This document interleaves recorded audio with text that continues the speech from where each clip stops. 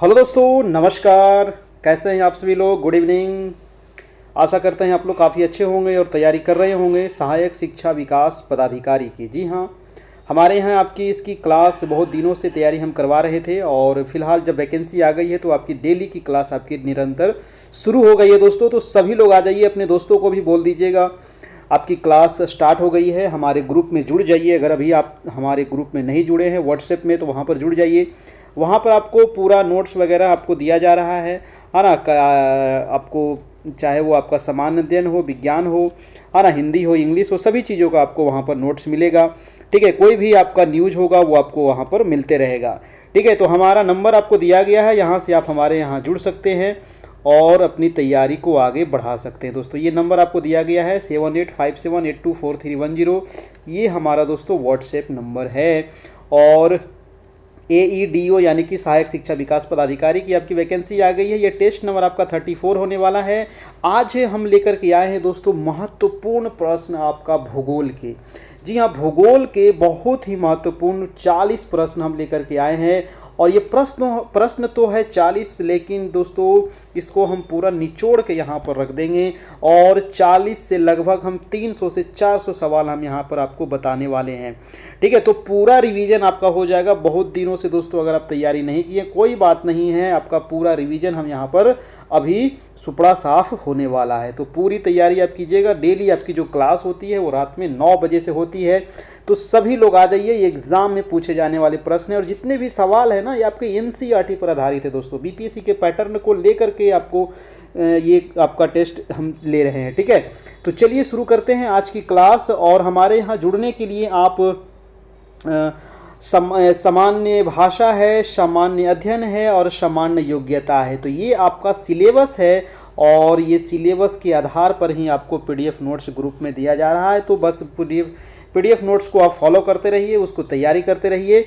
और दोस्तों तैयारी आप डेली जो क्लास होती है क्लास करते रहिए। ठीक है, और ये नंबर है आपको 7857824310। इसमें मात्र 299 का अभी चार्ज है, ऑफर है। आप इसमें फटाफट जुड़ जाइए सभी लोग। 299 मात्र ये चार्ज है दोस्तों। 7857824310, जहां आपको क्लास भी मिलेगी और उसके साथ साथ दोस्तों आपको PDF नोट्स भी वगैरह वहां पर आपको मिलते रहेगा सब चीज़ आपको।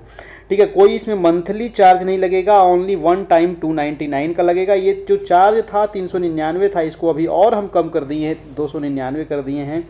हाँ ना, तो जल्दी से जुड़ जाइए। फ़ोन पे, गूगल पे, पेटीएम, किसी भी माध्यम से आपको इस नंबर पे आपको पे करना है। स्क्रीनशॉट लेकर के इसी नंबर पे व्हाट्सएप कर देना है।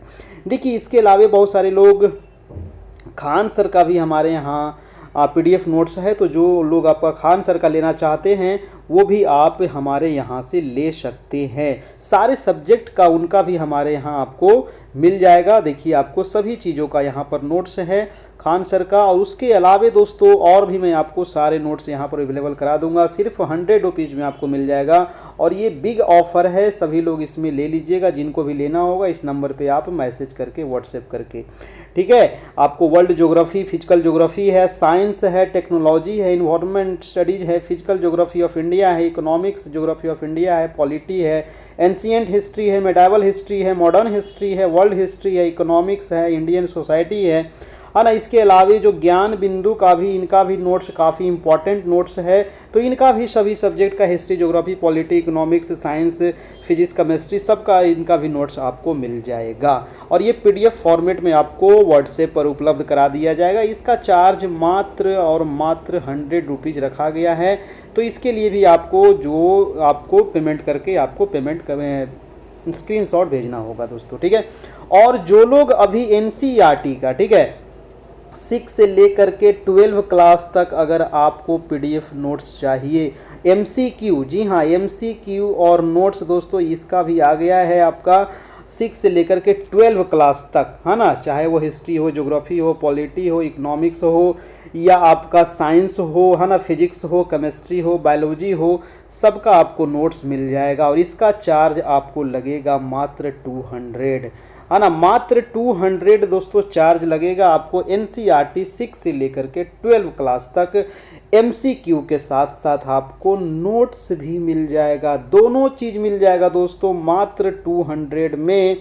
और इतना कम में आपको कहीं नहीं मिलेगा। अगर एनसीईआरटी जो लोग लेना चाहते हैं वो भी कांटेक्ट कर सकते हैं, हमारा जो नंबर दिया गया है उस नंबर पे। चलिए दोस्तों, हम लोग क्लास आज की शुरू करते हैं और आज के क्लास का पहला सवाल आप देख सकते हैं। ज्योग्राफी का हम महत्वपूर्ण 40 प्रश्न लेकर के आए हैं, है ना, और ये 40 प्रश्न है आपका बहुत ही महत्वपूर्ण। तो चलिए, आज का पहला सवाल है कि महावेली गंगा एक नदी है दोस्तों, ठीक है। महावेली क्या है? महावेली गंगा, है ना, इसको महावेली गंगा कहा जाता है। बहुत सारे लोग कंफ्यूज हो जाएंगे कि ये महावेली गंगा क्या है। महावेली गंगा के नाम से ये जानी जाती है और ये श्रीलंका की एक नदी है। जी हाँ दोस्तों, ये श्रीलंका की एक नदी है महावेली गंगा, याद रखना है आपको, श्रीलंका की। और ये श्रीलंका की सबसे लंबी नदी है आपको महावेली गंगा नदी, ठीक है दोस्तों। इसको वहाँ पर, जैसे हमारे देश की सबसे पवित्र नदी कौन सी है तो वो गंगा नदी है, उसी प्रकार से श्रीलंका की सबसे पवित्र नदी कौन सी है तो ये महावेली गंगा नदी है, जिसकी लंबाई आपको याद रखना है 335 किलोमीटर इसकी लंबाई है आपका, ठीक है। ये आप यहाँ से ध्यान रखना है। भारत की जैसे सबसे पवित्र नदी हमारी राष्ट्रीय नदी है गंगा, तो उसी प्रकार से श्रीलंका की ये राष्ट्रीय नदी है, पवित्र नदी मानी जाती है, ठीक है ना। ये चीज़ आप ध्यान रखना है। श्रीलंका देश, है ना, श्रीलंका जो है हमारा दक्षिणी पड़ोसी देश है, ये आपको पता होगा। अगर आप देखिएगा तो ये है आपका भारत, है ना, ये भारत के दक्षिण में आपको दोस्तों श्रीलंका ये लटका हुआ मिलेगा छोटा सा, और इसके बीच में आपको पाक जल संधि है। बीच में क्या है? पाक जल संधि। से कई बार एग्जाम में पूछा गया है कि भारत और श्रीलंका को अलग करने वाली जल संधि कौन सी है, वो है पाक जल संधि, ठीक है। और यहीं पर दोस्तों मन्नार की खाड़ी भी है ना, मन्नार की खाड़ी भी आपका दोस्तों यहीं पर है आपका। उसके अलावे अगर हम बात करें तो जो ये श्रीलंका दिख रहा है, ये श्रीलंका दोस्तों पड़ता है महासागर, ये द्वीप है, द्वीप है ये। श्रीलंका क्या है? एक द्वीप है। द्वीप का मतलब क्या होता है कि जिसके चारों तरफ क्या हो, चारों तरफ क्या हो, जल ही जल हो, उसको कहा जाता है द्वीप। तो ये श्रीलंका के चारों तरफ क्या है? पानी ही पानी है। तो ये क्या है दोस्तों? हिंद महासागर का एक द्वीप है, क्योंकि इसके चारों तरफ हिंद महासागर का जल आपको भरा हुआ है, ठीक है। ये चीज़ आपको ध्यान रखना है ना। और बांग्लादेश की अगर हम बात करें दोस्तों, सब श्रीलंका आया, यहाँ पर ऑप्शन में बांग्लादेश दिया हुआ है। तो नदी की बात जब चल रही है तो बांग्लादेश की सबसे लंबी नदी कौन सी है? जल्दी से आप कमेंट करके बताइए कि बांग्लादेश की सबसे लंबी नदी कौन सी है। तो बांग्लादेश की सबसे लंबी नदी का नाम है जमुना नदी। आपको मैंने कई बार बता चुका हूँ दोस्तों, जमुना नदी क्या है? तो जमुना नदी वही नदी है दोस्तों, है ना, जमुना नदी वही नदी है जो ब्रह्मपुत्र नदी जब बांग्लादेश में आती है ना तो उसका नाम बदल जाता है और उसको कहते हैं जमुना नदी, है ना। ब्रह्मपुत्र का ही दूसरा नाम है जमुना, और ये बांग्लादेश की सबसे लंबी नदी है। ये चीज़ आपको ध्यान रखना है। और भारत में जमुना नदी की लंबाई कितनी है? जमुना है इसको, है ना, जमुना, ध्यान रखिएगा। बांग्लादेश में इसको जमुना कहते हैं, यमुना नहीं। बहुत सारे लोग कंफ्यूज हो गए, यमुना नहीं जमुना, ठीक है। और ब्रह्मपुत्र की लंबाई कितनी है? तो 2900 किलोमीटर ब्रह्मपुत्र की लंबाई है, ठीक है। अगर हम बात करें दोस्तों भारत की, है ना, तो भारत की सबसे लंबी नदी कौन सी है? भारत की सबसे लंबी नदी अगर आपसे पूछे एग्जाम में तो वो है हमारी गंगा नदी, है ना। और गंगा की लंबाई कितनी है? तो 25 आपको याद रखना है, 2525 किलोमीटर है आपको गंगा नदी की लंबाई दोस्तों। ये चीज़ आपको ध्यान रखना है ना। तो ये आपको हो गया गंगा नदी। अब चलते हैं हम आपके दूसरे सवाल पर। दूसरा नंबर है कि कौन सा कथन सही नहीं है। कौन सा कथन जो है वो सही नहीं है? ऑप्शन दिया गया है, फॉकलैंड द्वीप समूह हिंद महासागर में स्थित है, नामीबिया अफ्रीका में स्थित है, या फिर आपका निकारागुआ मध्य अमेरिका में स्थित है। उपयुक्त में से एक से अधिक, उपयुक्त में से कोई नहीं। क्या होगा आपका 72 का आंसर, है ना। कौन सा कथन सही नहीं है? सही नहीं है दोस्तों, ये पूछ रहा है। तो हमारा जो फॉकलैंड द्वीप समूह है ये हिंद महासागर में स्थित है, ये बिल्कुल गलत बात है। नामीबिया अफ्रीका में है, ये बिल्कुल सही है। निकारागुआ मध्य अमेरिका में है, ये भी सही है। हमारा जो आंसर हो जाएगा वो आंसर नंबर ए हो जाएगा, जो फॉकलैंड द्वीप है दोस्तों, है ना। फॉकलैंड द्वीप हिंद महासागर में नहीं है भाई। फॉकलैंड द्वीप है कहाँ? तो फॉकलैंड द्वीप समूह जो है ये अटलांटिक महासागर में अवस्थित है ना। कहाँ है? अटलांटिक जो महासागर है यहाँ स्थित है आपको फॉकलैंड द्वीप, है ना। ये चीज़ आप यहाँ से ध्यान रखना है, ठीक है। फॉकलैंड द्वीप समूह, ठीक है। चलिए, फॉकलैंड द्वीप समूह जो दोस्तों है दोस्तों, अटलांटिक महासागर की जब बात आई है तो अटलांटिक महासागर जो है ये दूसरी सबसे बड़ी महासागर है, अटलांटिक महासागर। अटलांटिक महासागर का ही दूसरा नाम क्या है? तो अंध महासागर इसको कहा जाता है। अटलांटिक महासागर की आकृति कैसी है? तो इसकी आकृति होती है एस अक्षर की। ये आपको ध्यान रखना है। फॉकलैंड द्वीप जो बात है, फॉकलैंड द्वीप समूह में दोस्तों छोटे छोटे कितने द्वीप मिलकर के बना है ये फॉकलैंड, तो 776 द्वीप मिलकर के बना हुआ है फॉकलैंड। फॉकलैंड द्वीप पर दोस्तों किसका अधिकार है, तो वर्तमान में फॉकलैंड द्वीप पर अंग्रेजों का अधिकार है दोस्तों। जैसे अंग्रेजों ना सभी द्वीपों पर अधिकार किए हुए थे, सभी देशों पर अधिकार किया हुआ था, तो फॉकलैंड पर अभी भी किसका अधिकार है, तो अंग्रेज का ही अधिकार है फॉकलैंड द्वीप। ठीक है, ये आप यहाँ से ध्यान रखना है। चलिए अगला प्रश्न चलते हैं। प्रश्न नंबर है आपका 73 नंबर। देखिए वीडियो को अच्छा लग रहा हो ना तो प्लीज़ आप लोग लाइक कर दीजिए, चैनल पर नए हैं तो चैनल को सब्सक्राइब भी कर लीजिए, आपको तैयारी भी होते रहेगा और उसके साथ साथ आपको कुछ नॉलेज है ना, वो भी आप गेन करते रहिए, कुछ जानकारी भी आपको मिलते रहेगा, है ना। और अपने दोस्तों को प्लीज़ आप शेयर कीजिए, है ना। चलिए यही है आपका कालीमंतन द्वीप। कालीमंतन जिस द्वीप का अंग है वह कौन सा है। अगला प्रश्न है दोस्तों कि कालीमंतन जो है वो जिस द्वीप का अंग है वो कौन सा है, कालीमंतन। देखिए कालीमंतन भी क्या है, तो ये भी एक द्वीप ही है ना। द्वीप किसको कहते हैं, बहुत सारे लोगों को नहीं पता होगा भाई साहब कि द्वीप किसको कहते हैं। वैसे भूखंड, द्वीप का मतलब क्या हुआ, वैसे भूखंड जिसके चारों ओर क्या हो, जल ही जल हो, जिसके चारों ओर क्या हो, जल ही जल हो, उसी को कहते हैं द्वीप, है ना। अब देखिए कोई महासागर के बीच में कोई छोटा सा भूखंड निकल गया तो वो क्या बन गया, द्वीप बन गया, है ना। जैसे कि होन्सू है, क्यूबा है, बोर्नियो है, ये सारे द्वीप हैं, है ना। तो कालीमंतन जो द्वीप है ये किसका भाग है, कालीमंतन जो भाग है दोस्तों वो है बोर्नियो द्वीप का भाग है। किसका भाग है, बोर्नियो। बोर्नियो द्वीप दोस्तों बहुत इंपॉर्टेंट है। बोर्नियो द्वीप जो है ये किसके अंतर्गत आता है, तो बोर्नियो द्वीप आता है दोस्तों इंडोनेशिया के अंतर्गत है ना। आपको पता होगा कि इंडोनेशिया क्या है, इंडोनेशिया जो एशियाई देश है ये द्वीपों से ही बना हुआ है ना। हजारों द्वीप से मिलकर के इंडोनेशिया बना हुआ है दोस्तों। इंडोनेशिया ये कोई बड़ा भूखंड नहीं है, छोटे छोटे द्वीपों से मिलकर के बना हुआ है आपका इंडोनेशिया, है ना। कालीमंतन जो है ना ये दक्षिण पूर्व एशिया का देश है, ये आपको ध्यान रखना है और ये इंडोनेशिया के अंतर्गत ही आपको आता है दोस्तों। ठीक है, चलिए अगला प्रश्न चलते हैं। नेक्स्ट सवाल है आपका, देखिए उसके पहले होन्सू। होन्सू क्या है, तो होन्सू भी एक द्वीप है ना। होन्सू द्वीप जो है ना, होन्सू द्वीप जो है, होन्सू द्वीप पर ही टोक्यो शहर बसा हुआ है।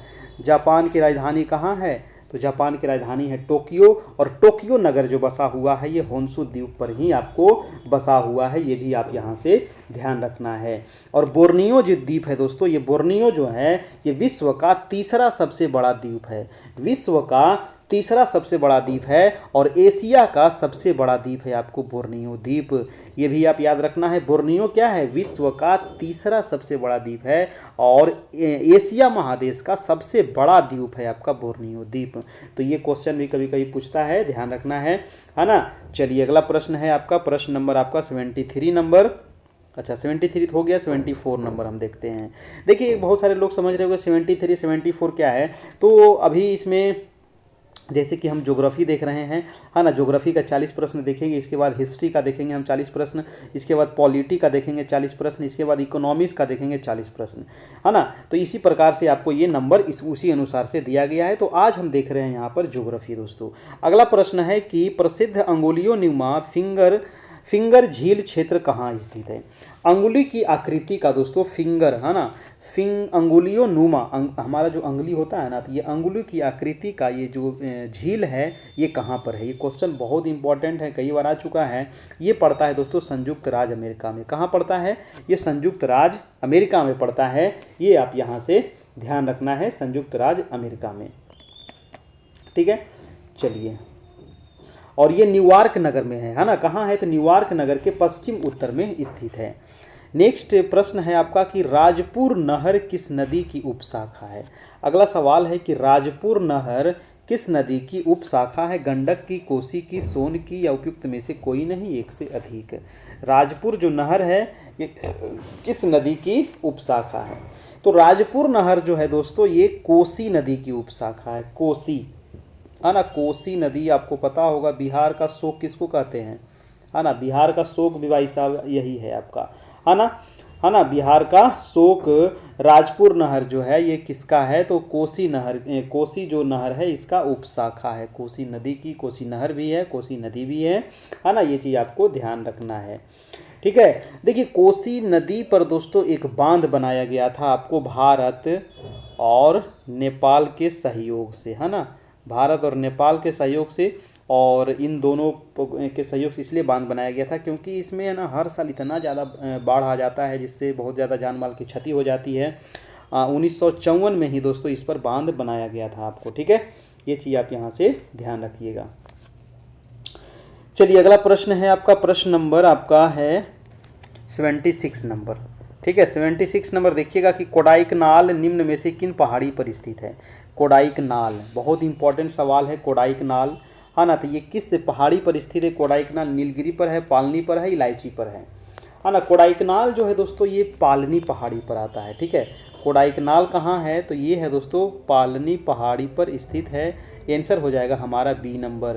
अब इसके बारे में थोड़ा सा जानते हैं कि कोडाइकनाल जो है ना ये पालनी पहाड़ी है कहाँ, तो ये है आपको तमिलनाडु, ठीक है। कहाँ है, तमिलनाडु में ये आपको स्थित है ना। और यहाँ का मुख्य जो आकर्षक जो है ना, कोडाइकनाल का यानी जो पालनी पहाड़ी का जो मुख्य आकर्षक जो चीज़ है वो है कुरिंजी। क्या है, कुरिंजी। कुरिंजी क्या होता है दोस्तों, कुरिंजी का फूल होता है ना। कुरिंजी जो फूल है ये साल में मात्र एक के बार फूल आता है ना, खिलने वाला एक फूल है ना, कुरिंजी का फूल होता है। और यह साल में नहीं 12 वर्ष में एक बार खिलता है दोस्तों, इसीलिए ये आकर्षक का केंद्र होता है। 12 साल में एक बार ये खिलता है कुरिंजी का फूल, और ये कहाँ खिलता है, तो ये पालनी पहाड़ी पर ही खिलता है, इसीलिए ये प्रसिद्ध है आपका। और भी बहुत कुछ है ना, और भी है आपका, ये चीज़ आप यहाँ से ध्यान रखना है। अगला प्रश्न है आपका प्रश्न नंबर 77 नंबर, कह रहा है कि तिरहुत नहर का संबंध किस नदी से है ना। तिरहुत नहर का जो संबंध है वो, तिरहुत नहर का संबंध किस नदी से है, कोसी से है, सोन से है, गंडक से है, या फिर इनमें से किसी नहीं से है ना। तो तिरहुत नहर का संबंध किससे है बताइएगा।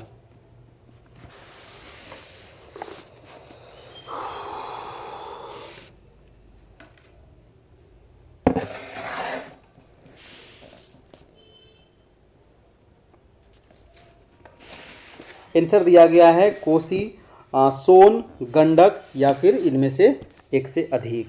क्या होगा दोस्तों इसका आंसर, तिरहुत नहर का संबंध जो है किस नदी से है, तो 77 का आंसर हो जाएगा आपको गंडक, है ना। आंसर क्या हो जाएगा, गंडक से है इसका संबंध, गंडक नदी से है, आप ध्यान रखिएगा, है ना। तिरहुत नहर का संबंध जो है वो गंडक नदी से है।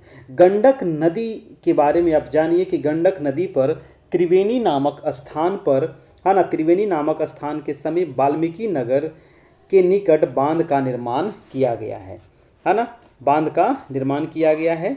और बिहार के जो ये गंडक नदी है इसकी लंबाई कितनी है, तो 260 किलोमीटर इसकी लंबाई आपको पड़ती है, टोटल 260 किलोमीटर इसकी लंबाई है, ठीक है। गंडक जो परियोजना है दोस्तों ये बिहार और उत्तर प्रदेश की संयुक्त परियोजना है ना। ये भी गंडक के बारे में आप ध्यान रखिएगा, है ना, गंडक परियोजना, इसकी लंबाई कभी कभी पूछता है, ठीक है, ये चीज़ आप यहाँ से ध्यान रखिएगा।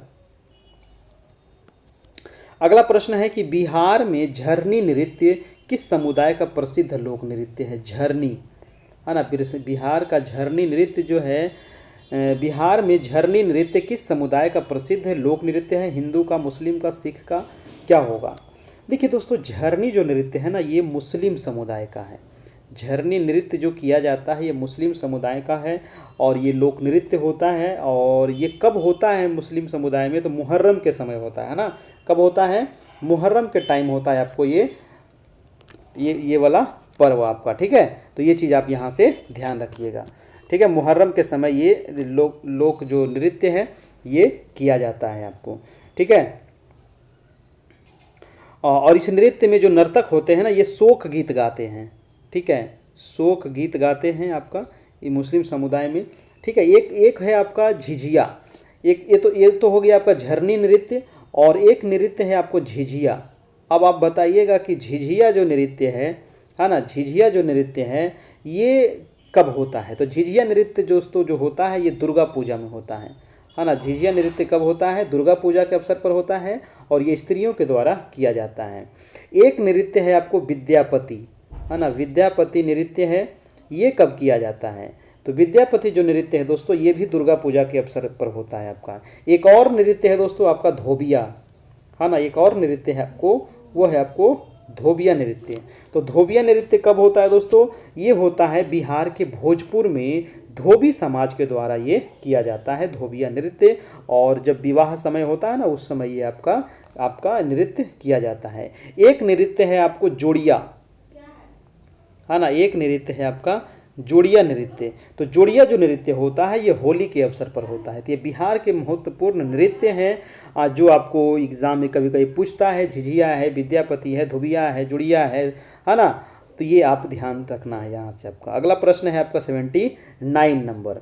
देखिए जो भी सवाल आता है तो हम कोशिश करते हैं कि उससे संबंधित और भी चीज़ों को हम नोट किए हैं वो चीज़ हम आपको बताते चलें, है ना, क्योंकि वो चीज़ इसके बारे में पढ़ाने से पहले बहुत सारी चीज़ को लिखना पड़ता है, नोट करना पड़ता है कि आखिर इससे संबंधित और भी क्वेश्चन आप लोग को बताना है ना, क्योंकि वो भी क्वेश्चन एग्जाम में आपको पूछता है ना। अगला प्रश्न है बागमती नदी का उद्गम स्थल कहाँ है, बताइएगा।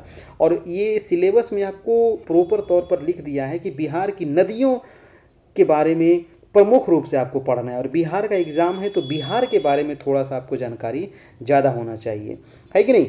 चलिए, तो बागमती नदी का उद्गम स्थल हमसे पूछ रहा है। तो ये इसका उद्गम स्थल है दोस्तों आपको नेपाल से निकलती है बागमती नदी, और महाभारत श्रेणी से निकलती है ना। महाभारत श्रेणी नेपाल से आपको ये निकलती है।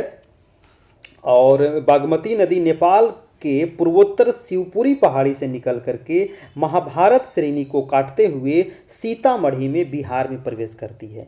तो बिहार में सबसे पहले ये कहाँ प्रवेश करती है? सीतामढ़ी, है ना, सीतामढ़ी में ये प्रवेश करती है ना। और मुजफ्फरपुर, दरभंगा, समस्तीपुर के क्षेत्र में ये बाढ़ लाती है ना।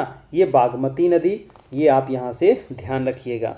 बागमती नदी के तट पर दोस्तों, है ना, अब चलिए नदी की बात है तो नदी के बारे में थोड़ा सा और भी बहुत सारा चीज़ है, चलिए बता देते हैं। बागमती नदी के तट पर ही पशुपतिनाथ मंदिर बहुत इम्पोर्टेंट है ना, काठमांडू में स्थित है। क्योंकि ये नदी कहाँ से आ रही है? नदी आ रही है नेपाल से, और नेपाल के काठमांडू होते हुए आ रही है। काठमांडू में बहुत प्रसिद्ध मंदिर है पशुपतिनाथ मंदिर, उसी के किनारे ये आपको वहाँ पर स्थित है, इसी के तट पर। और बागमती के नदी के तट पर ही दरभंगा जो शहर है ये भी बागमती नदी के तट पर ही बसा हुआ है, ये भी आप यहाँ से ध्यान रखना है। अब बागमती नदी हो गया, और एक उत्तर भारत की और महत्वपूर्ण नदी है वो है गंडक नदी, है ना। चलिए गंडक के बारे में भी कुछ इंपॉर्टेंट चीज़ बता देते हैं कि गंडक नदी को सप्त गंडकी भी कहा जाता है, काली गंडकी भी इसको कहते हैं, नारायणी नदी भी कहते हैं, सदा नीरा भी कहा जाता है ना, गंडक नदी को। ठीक है, पश्चिम चंपारण में भैंसा लोटन के पास ये बिहार में प्रवेश करती है। गंडक नदी कहाँ पर बिहार में प्रवेश करती है? पश्चिमी चंपारण में भैंसा लोटन। ये बीपीएससी में कई बार एग्जाम में पूछ चुका है भाई, तो ध्यान रखिएगा। बस अब ध्यान से सुनते चलिए और कुछ चीज़ नोट भी कर लीजिए तो अच्छा रहेगा। पीडीएफ तो हम आपको दे ही देंगे, है ना। तो पश्चिमी चंपारण में भैंसा लोटन के पास ये बिहार में प्रवेश करती है। और गंडक नदी जो है दोस्तों ये पहलेजा के निकट, कभी कभी एग्जाम में पूछता है कि ये गंगा में कहाँ पर प्रवेश करती है, तो पहलेजा के निकट गंगा में मिल जाती है गंडक नदी। गंडक नदी के बाद एक नदी है आपको दोस्तों बूढ़ी गंडक नदी, है ना। एक नदी है बूढ़ी गंडक। बूढ़ी गंडक के बारे में क्या पूछेगा आपको एग्जाम में? बूढ़ी गंडक, क्योंकि बिहार के नदी के बारे में विशेष से आपको एग्जाम में पूछ सकता है, क्योंकि ये सिलेबस में आपको लिख दिया है। तो बूढ़ी गंडक जो है ना ये उत्तरी बिहार की तेज धारा वाली नदी है, बहुत तीव्र धारा इसकी होती है बूढ़ी गंडक की। और बूढ़ी गंडक नदी दोस्तों ये मुंगेर के निकट गंगा में मिलती है ना। ये गंगा में कहाँ पर मिलती है? मुंगेर जो है यहीं पर आपको ये गंगा में मिल जाती है। उसके बाद हम बात करें बिहार की एक जो महत्वपूर्ण नदी है सोन नदी, है ना। सोन नदी जो है ये दिघवारा के निकट गंगा में मिलती है। और एक है आपको महानंदा नदी। यही सवाल ज़्यादा पूछता है कि वो नदी गंगा में कहाँ मिलती है ना। सोन नदी कहाँ मिलती है, सरयू नदी कहाँ मिलती है, महानंदा नदी कहाँ मिलती है ना। एक है महानंदा, है ना। तो महानंदा नदी जो गंगा में मिलती है दोस्तों ये मनिहारी के पास गंगा में मिल जाती है। और एक है आपका सरयू नदी, है ना। एक नदी और है वो है आपका सरयू, और सरयू नदी को ही कहा जाता है घाघरा नदी, है ना। ये छपरा के निकट गंगा में मिलती है।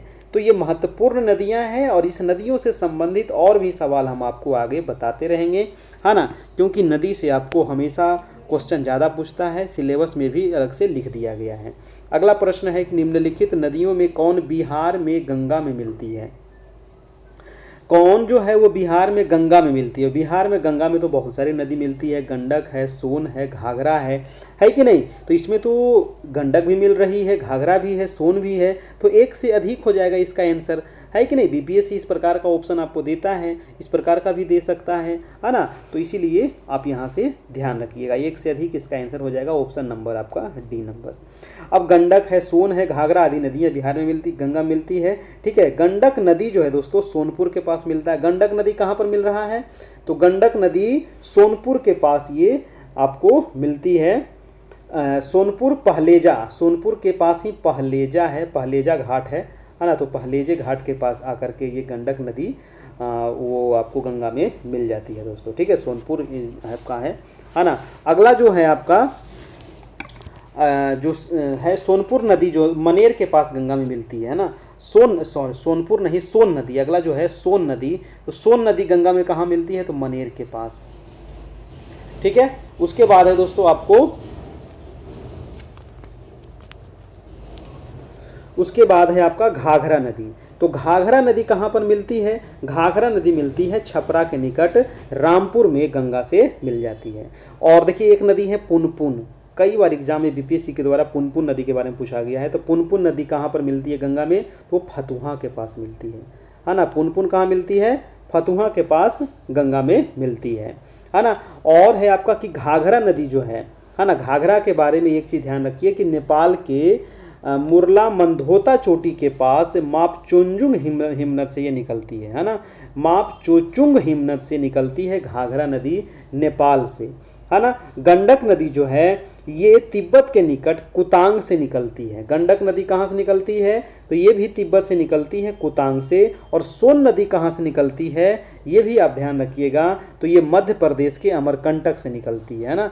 ये उद्गम कहाँ से होता है, ये भी कई बार पूछा गया है। तो सोन नदी याद रखना है अमरकंटक से। गंडक नदी जो निकलती है वो तिब्बत के कुतांग से निकलती है। घाघरा नदी जो कहाँ से निकलती है, तो ये मापचोचुंग हिमनद से निकलती है आपको, ये भी आपको दोस्तों नेपाल में ही पड़ता है आपका, ठीक है। और अगर हम बात करें पुनपुन नदी, है ना, तो पुनपुन नदी भी काफ़ी प्रसिद्ध है आपका। पुनपुन नदी कहाँ से निकलती है, तो ये झारखंड के पलामू से निकलती है। और एक नदी है दोस्तों आपका करमनासा नदी, है ना। करमनासा नदी कहाँ से निकलती है, ऐसा कहा जाता है कि इस नदी में नहाने से आपका जो कर्म है ना वो उसका नाश हो जाता है। ये इसको अपवित्र नदी माना जाता है करमनासा नदी को, है ना। तो ये कहाँ से निकलती है करमनासा नदी दोस्तों, तो ये विंध्याचल की पहाड़ी से निकलती है ना।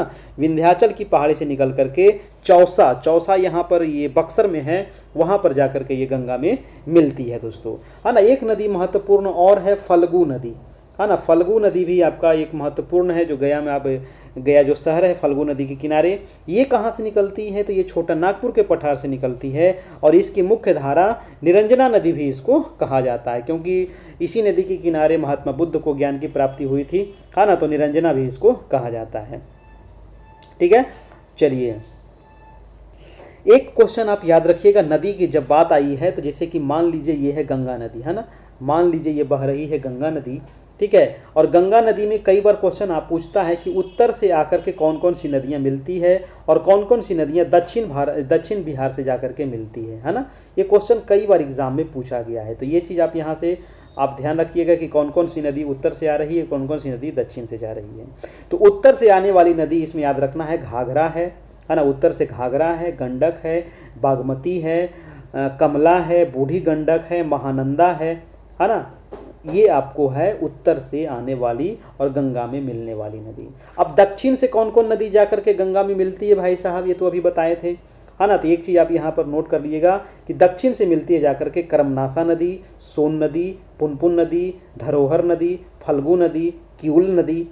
ये महत्वपूर्ण नदियाँ जो है दक्षिण से जाकर के गंगा में मिल जाती है। तो महत्वपूर्ण है नदी, और बिहार की नदियों पर विशेष जोर हम दे रहे हैं क्योंकि यहाँ से क्वेश्चन आपको एग्जाम में बहुत ज़्यादा पूछेगा, है ना। चलिए अगला प्रश्न है आपका 81 नंबर, क्योंकि सिलेबस को देखते हुए चल रहे हैं। गंगा के दक्षिण भाग के मैदान में पुरानी जलोढ़ मिट्टी को किस नाम से पुकारते हैं, है ना। गंगा के दक्षिण, मान लीजिए ये गंगा है, गंगा के दक्षिण यानी कि दक्षिणी बिहार, है ना। जैसे हमारा दोस्तों बिहार है, तो बिहार के बीचों बीच से गंगा नदी बहती है ना। ऊपर हो गया उत्तरी बिहार, नीचे हो गया दक्षिणी बिहार, ठीक है। तो दक्षिणी बिहार में जो गंगा नदी के बाढ़ से जो मिट्टी का निर्माण हुआ है, और उसके अलावा जो और नदियां हैं जिससे मिट्टी का निर्माण हुआ है ना, तो इसको आप पूछ रहा है आपका एग्जाम में कि दक्षिण भारत के मैदान में पुरानी जलोढ़ मिट्टी को किस नाम से जानते हैं।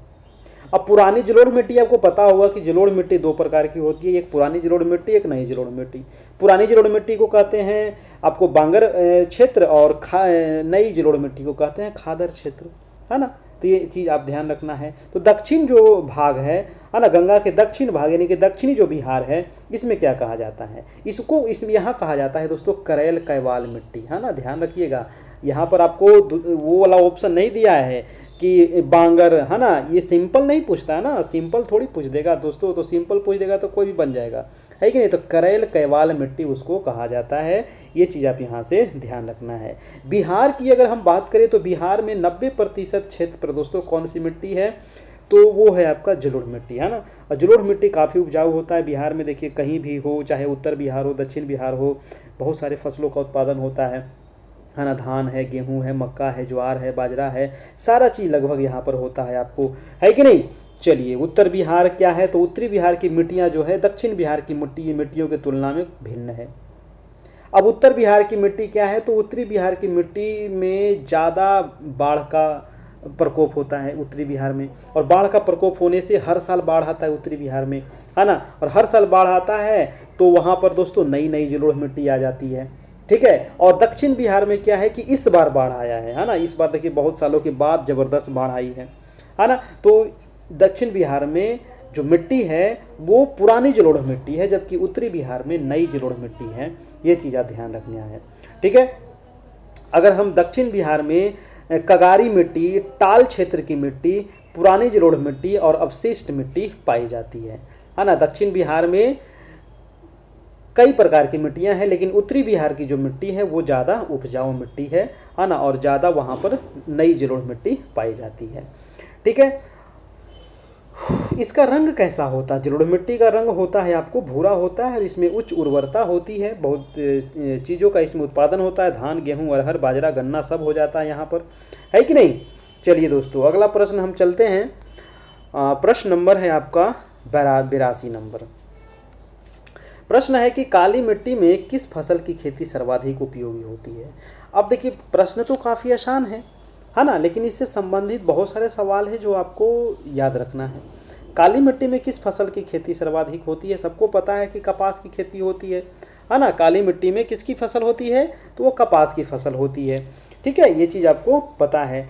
और कपास का निर्माण कैसे, सॉरी, काली मिट्टी का निर्माण कैसे होता है, तो काली मिट्टी का जो निर्माण होता है वो जब ज्वालामुखी फटती है ना, तो ज्वालामुखी फटने के बाद जो लावा है वो पृथ्वी पर आकर के धीरे धीरे वो जम जाती है, और उसी से निर्माण होता है आपको काली मिट्टी का, ठीक है। उसी बेसाल्ट चट्टान के, और बेसाल्ट चट्टान जब बन गया आपको ज्वालामुखी से, जब लावा जम गया और बेसाल्ट चट्टान जब धीरे धीरे टूटती फूटती है, तो उससे निर्माण होता है आपको काली मिट्टी का। काली मिट्टी जो होती है ना, ये बहुत चिपचिपी मिट्टी होती है, ठीक है। और इसमें नमी धारण करने की क्षमता बहुत ज़्यादा होती है, ठीक है, काली मिट्टी में आपका, ठीक है। और काली मिट्टी इसी को कहा जाता है रेगुर मिट्टी भी दोस्तों। काली मिट्टी का ही दूसरा नाम है आपको रेगुर मिट्टी, और इसी को कपासी मिट्टी भी आपको कहा जाता है। ये भी आप यहाँ से ध्यान रखना है, काली मिट्टी को कपासी मिट्टी भी कहते हैं। और अंतर्राष्ट्रीय स्तर पर जैसे रूस है ना, तो रूस में भी काली मिट्टी है ना, रूस में भी काली मिट्टी है। तो काली मिट्टी को रूस में क्या कहते हैं, तो काली मिट्टी को रूस में चोरनोजम मिट्टी कहते हैं, ठीक है, याद रखिएगा, चोरनोजम मिट्टी कहा जाता है काली मिट्टी को रूस में। आपको अंतर्राष्ट्रीय स्तर पर इसको चोरनोजम मिट्टी नाम दिया गया है दोस्तों, है ना, ये आप ध्यान रखिएगा। काली मिट्टी का विस्तार की हम बात करें तो काली मिट्टी का जो विस्तार है ये भारत में सबसे ज़्यादा है महाराष्ट्र में, है ना। सबसे ज़्यादा कहाँ है, महाराष्ट्र है, आपका पश्चिमी मध्य प्रदेश है, गुजरात है, राजस्थान है ना। इन सभी क्षेत्रों में आपको काली मिट्टी की देखा जाता है ज़्यादा मात्रा में, है ना, ज़्यादा मात्रा में ये काली मिट्टी वहाँ फैली हुई है आपका, ठीक है। चलिए अब जब मिट्टी की बात आई है तो आप हमको बताइए कि मिट्टी के अध्ययन को क्या कहते हैं, है ना। जब मिट्टी की बात आई है तो हमें बताइए मिट्टी के अध्ययन को कहा जाता है पेडोलॉजी। क्या कहा जाता है? पेडोलॉजी कहा जाता है दोस्तों मिट्टी के अध्ययन को, है ना। ये चीज़ आप यहाँ से ध्यान रखना है। और अगला प्रश्न हम चलते हैं। प्रश्न नंबर है कि आल्प्स पर्वत के विस्तृत क्षेत्र से संबंधित क्षेत्र देश कौन से है? आल्प्स पर्वत बहुत इंपॉर्टेंट पर्वत है, आल्प्स पर्वत। आप नाम सुने होंगे मुर्दार पर्वत, है ना। तो ये आल्प्स पर्वत किस प्रकार के पर्वत हैं? तो ये मुर्दार पर्वत ही हैं। ये क्वेश्चन है कि ये आल्प्स पर्वत के विस्तृत क्षेत्र कहाँ से संबंधित, मतलब कि जो आल्प्स पर्वत है ना, ये किस किस देशों में फैला हुआ है, किन किन देशों में फैला हुआ है आल्प्स पर्वत। आल्प्स पर्वत जो है दोस्तों ये फ्रांस है, ऑस्ट्रिया है, जर्मनी है, इटली है, स्लोवानिया है, मोनाको है, स्विट्जरलैंड है, इन सभी देशों में फैला हुआ है। तो हमारा इसका आंसर क्या हो जाएगा? एक से अधिक। स्विट्जरलैंड में भी इसका विस्तार है, फ्रांस में भी है, जर्मनी में भी है ना। और इसके अलावा इटली में भी है, ऑस्ट्रिया में भी है, मोनाको में भी है, स्लोवेनिया में भी है ना। तो ये आल्प्स पर्वत दोस्तों ये लंबी पर्वत श्रृंखला है। और ये आल्प्स पर्वत वैसी पर्वत है जो यूरोप और एशिया को अलग करती है। इधर है आपका यूरोप महादेश, इधर है आपको एशिया महादेश, दोनों को अलग करने वाली जो आपका पर्वत श्रृंखला है वो है आल्प्स। और ये एक मुर्दार पर्वत है। मैंने क्या बनाया, इसको सीधा नहीं बनाया हूँ, इसको मुड़ा हुआ बनाया हूँ, ये मुर्दार पर्वत है। ठीक है, चलिए तो ये है आपका आल्प्स पर्वत। इसका आंसर हो जाएगा एक से अधिक हो जाएगा। ये चीज़ आप यहाँ से ध्यान रखिएगा, है ना। अगला प्रश्न उठता है कि आल्प्स पर्वत की सबसे ऊंची चोटी कौन सी होगी, है ना। आल्प्स पर्वत की सबसे ऊंची चोटी कौन सी होगी? जैसे कि हिमालय की सबसे ऊंची चोटी है माउंट एवरेस्ट, तो आल्प्स पर्वत की सबसे ऊंची चोटी का नाम है मोंट ब्लैंक। याद रखिएगा, लिख लीजिएगा, है ना, मोंट ब्लैंक, है ना। आप सभी के लिए दोस्तों हम इसको नोट कर लेते हैं ताकि हम आपको बता सकें, है ना। ये सभी चीज़ को हम पहले नोट करते हैं कि आखिर इससे संबंधित क्या क्या क्वेश्चन आप लोग को बताना है ना। मोंट ब्लैंक है आपका जो आल्प्स पर्वत की सबसे ऊंची चोटी है। ऊंची चोटी भी पूछता है, याद रखिएगा, है ना। चलिए, और जब मोंट ब्लैंक है ना, मोंट ब्लैंक क्या है? ये आल्प्स पर्वत की सबसे ऊंची चोटी। इसकी ऊंचाई कितनी है? ऊंचाई याद रखिएगा 4810। जैसे हमारा जो हिमालय है, तो हिमालय की सबसे ऊंची चोटी माउंट एवरेस्ट, इसकी ऊंचाई कितनी है? 8848 मीटर है हिमालय की सबसे ऊंची चोटी माउंट एवरेस्ट की। जबकि इसकी ऊंचाई कितनी है मोंट ब्लैंक की? 4810 मीटर। इससे आधा है दोस्तों, है ना, इससे आधा है, याद रखिएगा। आल्प्स पर्वत जो है दोस्तों ये कैसी पर्वत है? तो एक दोस्तों वलित पर्वत है। इसी को कहा जाता है वलित, या फिर इसी को कहते हैं मोड़दार, है ना। इसी को वलित या फिर मोड़दार पर्वत इसको कहा जाता है ना। अब जब पर्वत की बात आई है तो बताइएगा कि विश्व की सबसे लंबी पर्वत कौन सी है ना। विश्व की सबसे लंबी पर्वत कौन सी है? तो सबसे लंबी पर्वत है आपका एंडीज पर्वत, है ना। विश्व की सबसे लंबी पर्वत का नाम क्या है? एंडीज पर्वत, जो दक्षिण अमेरिका महादेश में है ना, दक्षिण अमेरिका में है। और जो एंडीज है ना, इसकी लंबाई कितनी है दोस्तों? बहुत लंबा है, 7000 किलोमीटर लंबा है एंडीज पर्वत। और एंडीज जो पर्वत है दोस्तों ये बहुत सारे देशों से होकर के फैला हुआ है। अगर आप दक्षिण अमेरिका को देखिएगा तो दक्षिण अमेरिका लगभग कुछ इस प्रकार से है ना। ये यहाँ से लेकर के पूरा दक्षिण तक आपको, दक्षिण अमेरिका ऐसे नहीं है भाई, ऐसे है, इस प्रकार से दक्षिण अमेरिका महादेश, है ना। इस प्रकार से कुछ है, नीचे पतला हो गया है चिली की तरह, है ना, नीचे है चिली देश। ठीक है, तो यहाँ से शुरू हुआ है, पूरा लंबा है दक्षिण अमेरिका में एंडीज पर्वत। एंडीज पर्वत किस किस देशों में है तो आप सुनिए एक बार। कोलंबिया में है, अर्जेंटीना में है, चिली में है, बोलीविया में है, पेरू में है, इक्वाडोर में है, वेनेजुएला में है। ये बहुत सारे देशों से होकर के गुजरती है दोस्तों एंडीज पर्वत, है ना। ये चीज़ आप यहाँ से ध्यान रखिएगा। और यूरोप की सबसे ऊंची चोटी कौन सी है? अभी आप यहाँ पर आल्प्स पर्वत आया था, तो आल्प्स पर्वत जो है ना ये यूरोप की सबसे ऊंची चोटी नहीं है ना। यूरोप की सबसे ऊंची चोटी जो है वो है आपको माउंट एल्ब्रूस, है ना। यूरोप की सबसे ऊंची चोटी है माउंट एल्ब्रूस, ठीक है। और जबकि अगर आपको कहे कि अफ्रीका महादेश की सबसे ऊंची चोटी कौन सी है, माउंट एल्ब्रूस हो गया यूरोप का। अफ्रीका की सबसे ऊंची चोटी है माउंट किलिमंजारो, माउंट किलिमंजारो, ठीक है। और अगर आपसे पूछे दोस्तों कि एशिया की सबसे ऊंची चोटी, तब को पता होगा माउंट एवरेस्ट। और ऑस्ट्रेलिया की सबसे ऊंची चोटी का नाम है माउंट कोसियुस्को, है ना। माउंट कोसियुस्को नाम है आपको ऑस्ट्रेलिया की सबसे ऊंची चोटी का, ठीक है। तो ये हो गया आपका। चलिए अगला प्रश्न देखते हैं। प्रश्न नंबर है आपका 84 नंबर। 84 है कि हॉर्न ऑफ अफ्रीका कहलाने वाले विभिन्न 4 देशों में कौन सा देश स्थल रुद्ध है। अब देखिए हॉर्न ऑफ अफ्रीका, हॉर्न मतलब क्या होता है, सिंग, यानी कि अफ्रीका महादेश का सिंग है ये।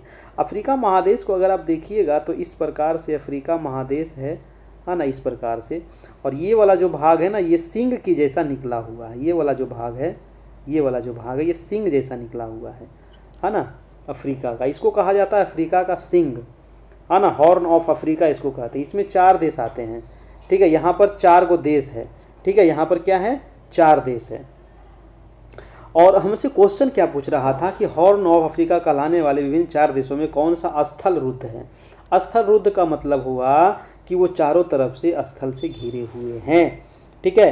तो वो हो जाएगा हमारा आंसर इथियोपिया, है ना, इथियोपिया है। और इथियोपिया हमारे ऑप्शन में नहीं दिया गया है। ओ माय गॉड, तो ये आंसर हो जाएगा इथियोपिया, है ना। इथियोपिया जो है दोस्तों, ये है आपका हॉर्न ऑफ अफ्रीका में जो स्थल रुद्ध देश है ना।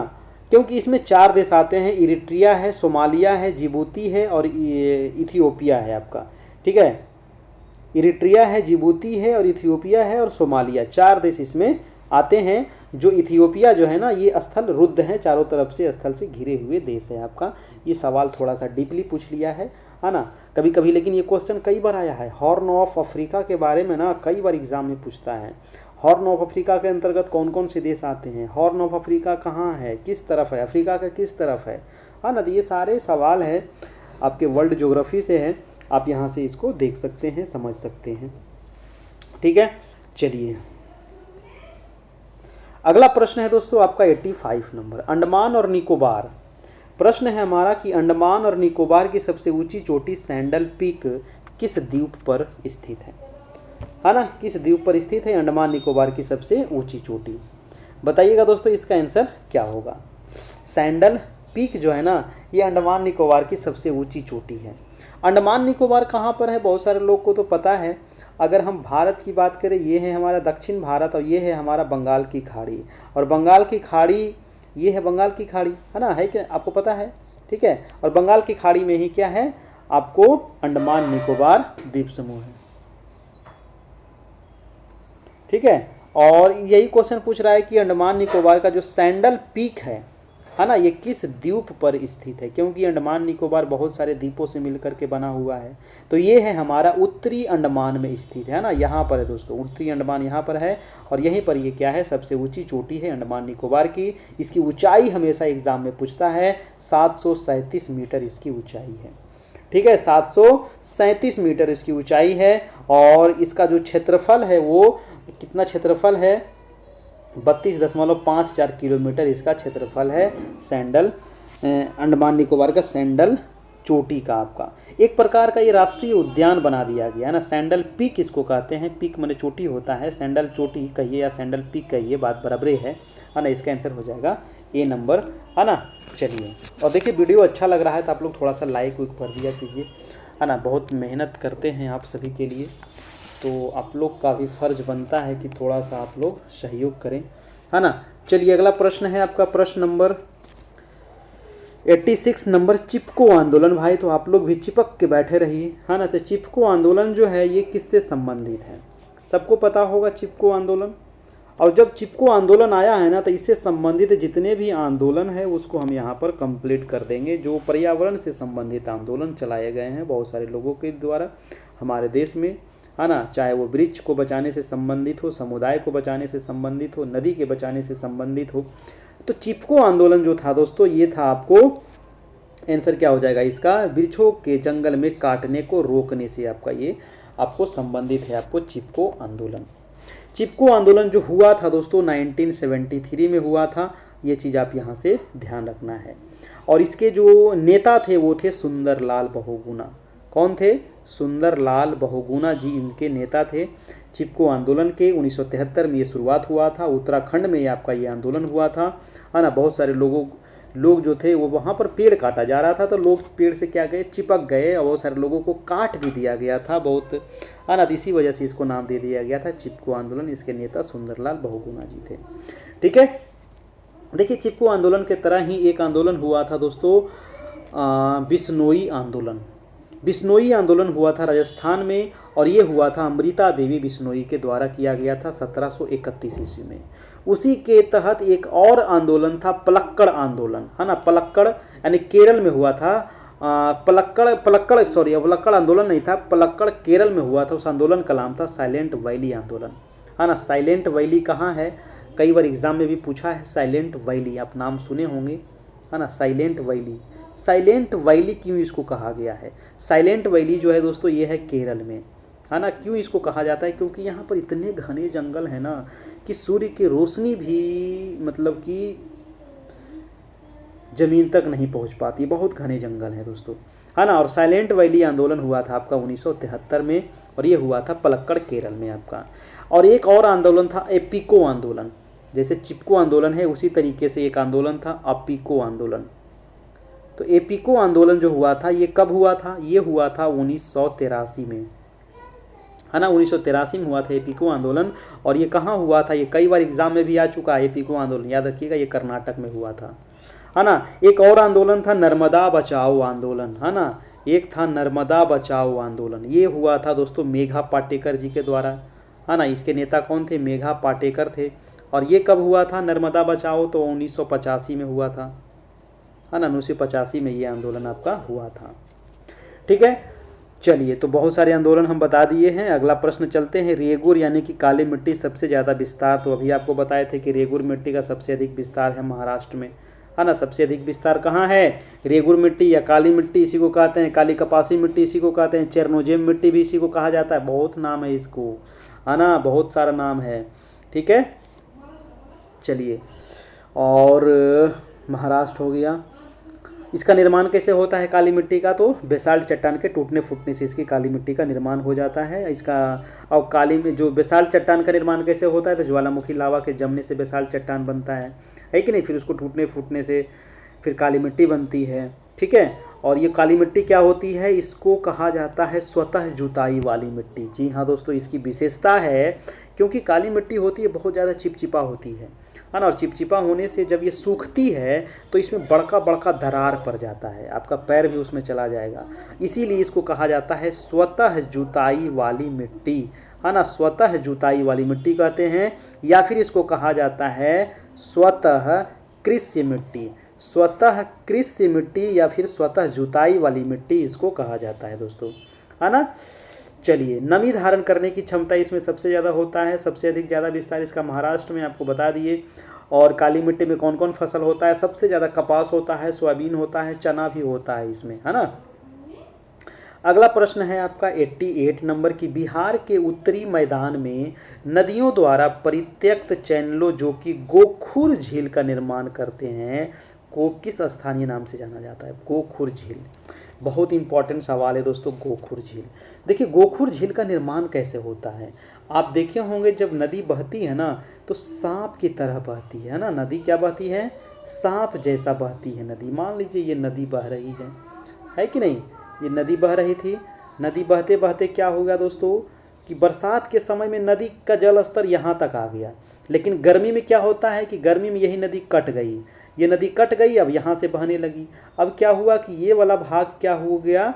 कट के अलग हो गया, है ना। ये वाला भाग जो हम मिटा दिए ये कट करके अलग हो गया। अब ये क्या बन गया? यहाँ पर पानी भरा हुआ रह गया। अब इसमें पानी भरा हुआ रह जाने की वजह से ये बन गया झील, है ना। ये क्या बन गया? ये झील बन गया। और इसी झील को कहते हैं गोखुर झील। इसी झील को क्या कहते हैं? गोखुर झील कहते हैं, है ना। गोखुर इसका नाम क्यों है? गो मतलब होता है गाय, गाय का खुर मने होता है गाय का पैर, है कि नहीं। तो गाय का पैर दोस्तों इसी प्रकार का होता है। अब देखें होंगे खुर जो होता है इसमें होता है ना, तो इसीलिए इसको नाम रखा गया है गोखुर झील। और ये है दोस्तों आपको जो बनता है नदी के द्वारा। ठीक है, समझ गए। तो ये क्वेश्चन था कि उत्तरी मैदान में नदियों द्वारा परित्यक्त चैनलों जो कि गोखुर झील का निर्माण करते हैं को किस स्थानीय नाम से जाना जाता है? तो गोखुर झील को और भी नाम से जाना जाता है। इसी को कहते हैं मौन, इसी को कहते हैं मन। तो 88 का हमारा आंसर हो जाएगा भाई साहब ऑप्शन नंबर सी। मौन या मन इसको कहा जाता है ना। तो ये चीज़ आप यहाँ से ध्यान रखना है। और उत्तर बिहार को बेगूसराय का कांवर झील, बेगूसराय का जो कांवर झील है बहुत इंपॉर्टेंट है भाई साहब। ये कांवर झील कई बार पूछेगा कि कांवर झील है कहाँ, तो बिहार में है। और बिहार में किस जिले में है, तो बेगूसराय जिला में है ना। और ये किस लिए प्रसिद्ध है, तो ये गोखुर झील है। ये किस प्रकार का झील है, तो ये गोखुर झील है, कांवर झील, है ना। अब जब गोखुर झील है तो इसका पानी कैसा होगा, पानी तो खारा होगा नहीं, पानी होगा मीठा, है ना। ये आप चीज़ ध्यान रखना है, ठीक है। और ये जो कांवर झील है ना, ये एशिया का ऐसा वैसा झील नहीं है, ये एशिया का सबसे बड़ा का गोखुर झील है ना। एशिया का सबसे बड़ा ये गोखुर झील है। ये चीज़ आप यहाँ से ध्यान रखना है। चलिए, गोखुर झील को ही कहा जाता है भाई साहब और छाड़न झील, ये नाम आप जरूर याद रखना है ना। गोखुर झील को कहते हैं छाड़न झील, इसी को कहा जाता है मौन झील, इसी को कहा जाता है मन झील, इसी को कहा जाता है चापाकार झील, इसी को कहा जाता है चापाकार झील भी। ये भी आप यहाँ ध्यान रखना है ना। कांवर झील जो है ना, ये कितना किलोमीटर में फैला हुआ है, तो 16 किलोमीटर में फैला हुआ है कांवर झील, ठीक है, कांवर झील, ठीक है। और ये एशिया का सबसे बड़ा चाप झील है, सबसे बड़ा गोखुर झील है दोस्तों, ये चीज़ आप ध्यान रखिएगा। और कांवर झील क्या है, तो ये रामसर साइट भी घोषित किया गया है ना। कांवर झील को रामसर साइट भी घोषित किया गया है ना, कांवर झील को दोस्तों। और ये बिहार का पहला झील है जिसको रामसर साइट के अंतर्गत शामिल किया गया है। अगला प्रश्न है कि अंतर्राष्ट्रीय तिथि रेखा गुजरती है, बताइएगा कि अंतर्राष्ट्रीय जो तिथि रेखा है ये कहाँ से गुजरती है ना। लखनऊ से, इलाहाबाद के नैनी से, दिल्ली से, या उपयुक्त में से एक से अधिक से। आपको पता है अंतर्राष्ट्रीय तिथि रेखा इसका मान कितना होता है, 180 डिग्री देशांतर, है ना। 180 डिग्री देशांतर इसका मान होता है अंतर्राष्ट्रीय तिथि रेखा का। अंतर्राष्ट्रीय जो तिथि रेखा है ना दोस्तों, है ना, ये इसका मान आप ध्यान रखना, इसका निर्धारण हुआ था 1884 में, है ना। 1884 में इसका निर्धारण हुआ था, वाशिंगटन में हुआ था, इंटरनेशनल मेरिडियन कॉन्फ्रेंस में इसका निर्धारण किया गया था। ये चीज़ आप ध्यान रखना है। इसमें होता क्या है, जैसे कि ये अंतर्राष्ट्रीय तिथि रेखा कोई एक सीधी लाइन नहीं है, ये टेढ़ी मेढ़ी लाइन है अंतर्राष्ट्रीय तिथि रेखा।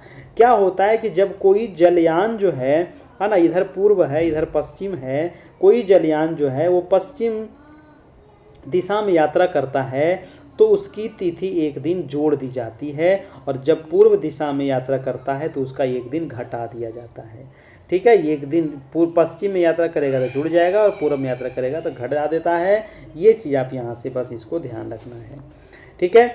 और ये जो अंतर्राष्ट्रीय तिथि रेखा है ये आपको आर्कटिक सागर, आपको चूकी सागर, बेरिंग सागर, और आपका बेरिंग स्ट्रेट सागर, आपका प्रशांत महासागर से होकर के ये गुजरती है। अंतर्राष्ट्रीय तिथि रेखा 180 डिग्री इसका मान है। अब जब अंतर्राष्ट्रीय तिथि रेखा का बात आया है तो आपको पता होगा 180 डिग्री देशांतर इसका मान है, तो 0 डिग्री जो देशांतर है दोस्तों ये कहाँ से गुजरती है, 0 डिग्री जो देशांतर है ना, ये ग्रीनविच लंदन से गुजरती है, ठीक है। ग्रीनविच लंदन से गुजरती है, और 0 डिग्री देशांतर को ही कहा जाता है Greenwich mean time, Greenwich mean time इसको कहा जाता है। ये चीज़ आप ध्यान रखिएगा। चलिए, अगला प्रश्न है आपका 90 नंबर की, बिहार के किस नदी का उद्गम स्थल मध्य प्रदेश के पठारी में स्थित है ना। बिहार का वो कौन सा नदी जो है वो मध्य प्रदेश के पठारी भाग में स्थित है दोस्तों, है ना। मध्य प्रदेश के पठारी भाग में तो आपको पता है कि बिहार में एक नदी आती है सोन नदी, है ना। सोन नदी आती है जो कहाँ से निकलती है, सोन नदी अगर निकलने की बात करें तो ये है मध्य प्रदेश, और मध्य प्रदेश की अमरकंटक से निकलती है और ये उत्तर की ओर बढ़ना शुरू कर देती है, ठीक है। तो सोन नदी का उद्गम होता है मध्य प्रदेश के अमरकंटक से। हमारा आंसर हो जाएगा आंसर नंबर सी, है ना। और सोन नदी जो है ना सबसे पहले तो मध्य प्रदेश से निकलती है, उसके बाद उत्तर प्रदेश, झारखंड, बिहार होते हुए जाकर के गंगा में मिल जाती है दोस्तों। इस नदी की लंबाई जो है वो 784 किलोमीटर इस नदी की लंबाई है, सोन नदी की आपकी, ठीक है।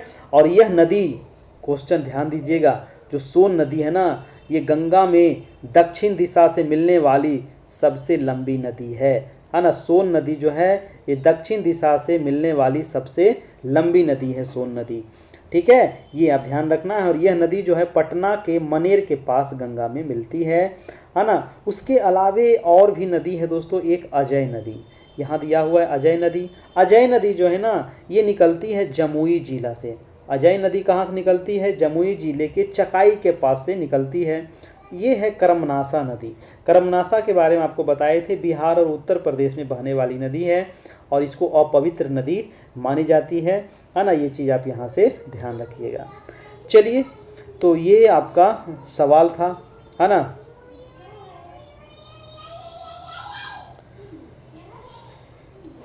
अगला प्रश्न है आपका को परवालों के विकास के लिए औसत सागरीय लवणता कितनी होती है? देखिए, परवाल क्या होता है दोस्तों, आपको इसके बारे में थोड़ा सा हम बता दूं, है ना। परवाल जो है ये उष्ण उपोष्ण कटिबंध के छिछले सागर में ये मिलने वाला एक जीव होता है। उष्ण आप कहने का मतलब ये हुआ कि ये है 0 डिग्री।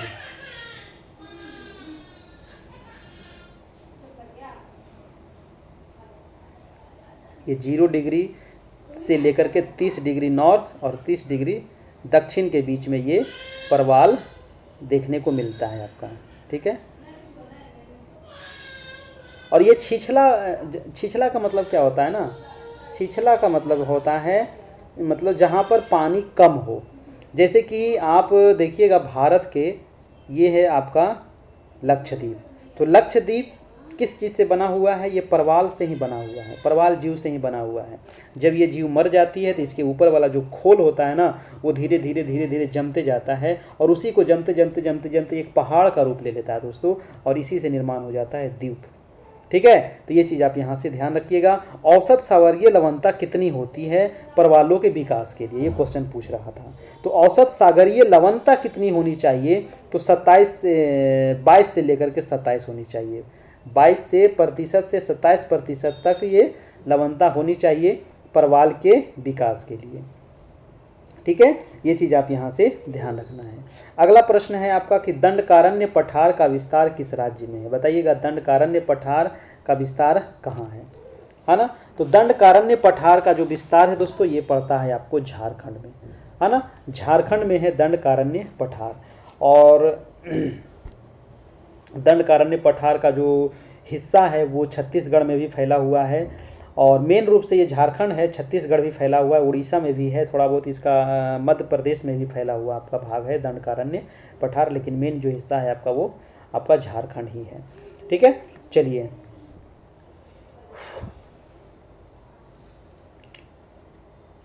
हाँ, एक चीज़ पूछेगा कि दंडकारण्य जो पठार है ना, ये धारवाड़ चट्टान से निर्मित है। किस चट्टान से निर्मित है? ये धारवाड़ चट्टान से निर्मित आपका ये है आपका। अगला प्रश्न है आपका 93 नंबर की, वाल्मीकि नगर टाइगर रिजर्व के अतिरिक्त बिहार के किस जिले में एक नया टाइगर रिजर्व बनाने का प्रस्ताव है? जी हाँ, बिहार में एकमात्र टाइगर रिजर्व है, वो है वाल्मीकि टाइगर रिजर्व, है ना। इसके अलावे एक और बनाने का यहाँ पर बात चल रहा है, वो कैमूर में आपको चल रहा है ना। तो आंसर हो जाएगा हमारा ए नंबर। ठीक है, आंसर हो जाएगा हमारा ए नंबर, है ना। चलिए, जब टाइगर की बात आई है तो बताइएगा कि विश्व बाघ दिवस कब मनाया जाता है? बताइएगा कि विश्व बाघ दिवस कब मनाया जाता है? तो ये मनाया जाता है 29 जुलाई को, है ना। विश्व बाघ दिवस हम लोग मनाते हैं 29 जुलाई को। और विश्व का दोस्तों भारत में ही सबसे ज़्यादा बाघ पाया जाता है, विश्व का 70% बाघ भारत में है ना। अगला प्रश्न है कि बिहार के उत्तरी गंगा मैदान में कौन सी मिट्टी नहीं पाई जाती है? अभी आपको बताए थे कुछ देर पहले कि उत्तरी गंगा मैदान में कौन सी मिट्टी नहीं रहेगी। नवीन जलोढ़ तो उत्तर बिहार में है कि नहीं। उसके अलावे दलदली मिट्टी नहीं पाई जाती, ये पूछ रहा है, दलदली मिट्टी और बलसुंदरी मिट्टी, है ना। तो दलदली मिट्टी और बलसुंदरी मिट्टी दोस्तों उत्तरी बिहार में नहीं है। तो हमारा जो आंसर हो जाएगा वो 1 से अधिक हो जाएगा, 94 का हमारा आंसर हो जाएगा डी नंबर। नवीन जलोढ़ मिट्टी तो उत्तर बिहार में है, लेकिन दलदली मिट्टी और बलसुंदरी मिट्टी वहाँ नहीं होती है। आंसर हो जाएगा 1 से अधिक।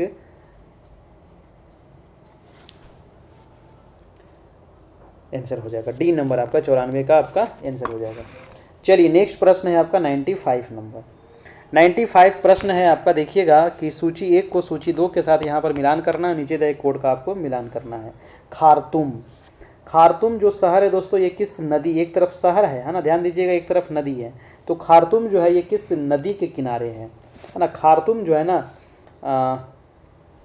ये किस नदी के किनारे है, नील नदी के किनारे हो जाएगा खार्तूम। फिर है खार्तूम, है ना, खार्तूम जो है ये मिस्र में पड़ता है, ठीक है। खार्तूम कहाँ है दोस्तों, ये मिस्र का शहर है और ये नील नदी के किनारे है। अगला है बेजराविले, बेजराविले जो है ये जैरे नदी के किनारे है ना, ये जैरे नदी के किनारे है। रॉटरडैम जो है दोस्तों ये राइन नदी के किनारे है और पेरिस जो है वो सीन नदी के किनारे है। ये आप यहाँ से नदी को आप ध्यान रखिएगा। नील नदी क्या है, तो नील नदी के तट पर ही मिस्र का खार्तूम शहर बसा हुआ है दोस्तों। नील नदी का, मिस्र को नील नदी का देन कहा जाता है, ये चीज़ आप ध्यान रखना है। नील नदी क्या है, तो विश्व की सबसे लंबी नदी है नील नदी, है ना। राइन नदी, राइन नदी बहुत इंपॉर्टेंट है क्योंकि राइन नदी को क्या कहते हैं, कोयला ढोने वाली नदी। राइन नदी को क्या कहा जाता है, कोयला ढोने वाली नदी इसको कहा जाता है ना, क्योंकि ये राइन नदी कहाँ बहती है, ये बहती है जर्मनी में। राइन नदी जो बहती है ना ये जर्मनी में बहती है और इसको कोयला ढोने वाली नदी कहा जाता है, ठीक है। खार्तूम और एक होता है खार्तून।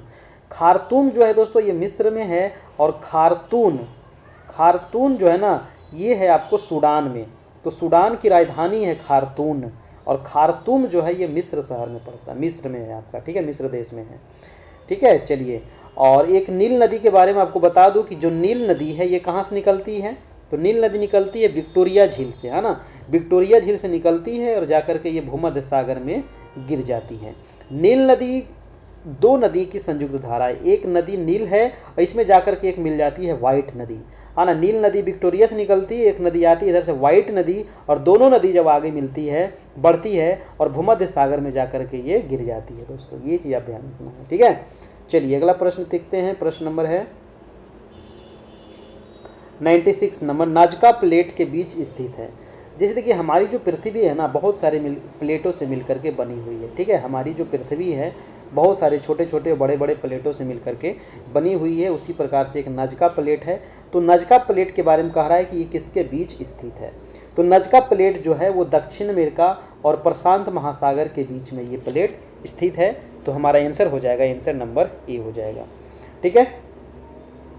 अगला प्रश्न है आपका 97 नंबर। 97 कह रहा है कि मालाबार ट्री निम्फ को किस राज्य ने राज्य तितली घोषित किया है। बहुत इंपॉर्टेंट सवाल है। Malabar tree nymph, Malabar tree nymph जो है दोस्तों ये गोवा, है ना, गोवा राज्य ने, है ना, गोवा राज्य ने तितली गोवा राज्य ने राज्य तितली घोषित किया है। गोवा राज्य ने राज्य तितली घोषित किया है दोस्तों, किसको, तो मालाबार ट्री निम्फ को, याद रखिएगा। और ये भारत का प्रथम तितली पार्क भी है, आपको बनेरहट्टा में स्थापित किया गया है। अब याद रखिएगा भारत का प्रथम तितली पार्क कौन सा है, वो है बनेरघट्टा। बनेरघट्टा जो है ये कर्नाटक में पड़ता है ना, बनेरघट्टा जो है कर्नाटक में, ये भारत का पहला तितली पार्क है, ठीक है। भारत का पहला तितली पार्क है बनेरघट्टा, है ना, ये चीज़ आप ध्यान रखना है। और मालाबार ट्री निम्फ को किस राज्य ने राज्य तितली घोषित किया है, तो वो गोवा ने किया है। चलिए अगला प्रश्न है आपका, ये करेंट अफेयर टाइप का था थोड़ा सा। 98 है कि किस या किन देश या देशों की सीमाएं इजराइल से मिलती है दोस्तों। इजराइल आ गया, इजराइल से अभी जो युद्ध चल रहा था, है ना। चलिए तो इजराइल के बारे में थोड़ा सा जानकारी यहाँ पर ले लेते हैं, क्योंकि इजराइल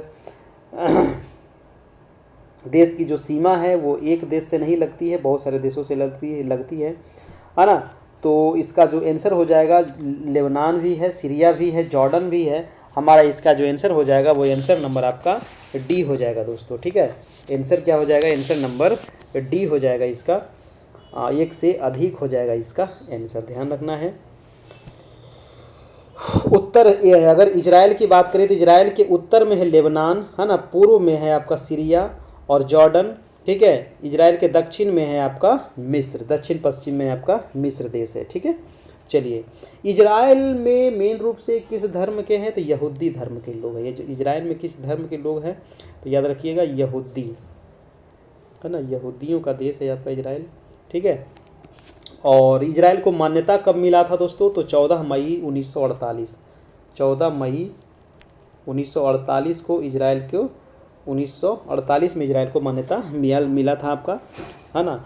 और इजराइल की राजधानी कहाँ है? तो इजराइल की राजधानी आप ध्यान रखना है जेरूशलम, है ना। इजराइल की राजधानी कहाँ है? जेरूशलम, येरूशलम, जेरू कही है येरूशलम, है ना, येरूशलम इसकी राजधानी है इजराइल की आपका। यहाँ की मुख्य भाषा जो है वो हिब्रू है।